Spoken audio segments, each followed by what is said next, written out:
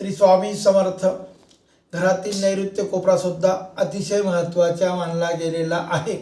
नैऋत्य कोपरा जर अनेक प्रकारे चुकला तर विविध प्रकारचे वास्तुदोष निर्माण होतात.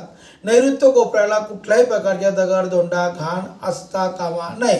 तसंच कुठल्याही प्रकारची विहीर, खड्ड, कुठलाही टँक असता कामा नये. नैऋत्य कोपरा हा पूर्णपणे पॅक असला पाहिजे. नैऋत्य कोपऱ्याला कुठलाही खड्डा करू नये.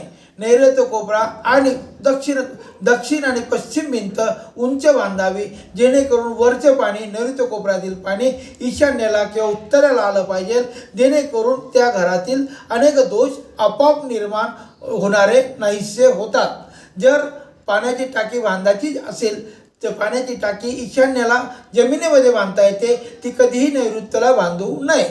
ईशान्येला जमलं नाही तर उत्तर भिंतीला कुठेही पाण्याची टाकी बांधता येते. मात्र सेप्टिंग टँक हा दक्षिण भिंतीला मध्यभागी असला तर कुठल्याही प्रकारचे दोष लागत नाही. तो नैऋत्येला असता कामा नये ही नम्र विनंती. त्याचप्रमाणे नैऋत्येला आपण मृत झालेल्या व्यक्तींचे, आपल्या पूर्वजांचे फोटो आपल्याला लावता येतात. फोटोचे तोंड हे पूर्वेकडे आलं पाहिजे, म्हणजेच पश्चिम भिंतीला नैऋत्य कोपऱ्याला आपल्याला मृत व्यक्तींचे फोटो लावायला परवानगी दिलेली आहे. हॉलमध्ये किंवा ओट्यावर लावू नये. श्री स्वामी समर्थ.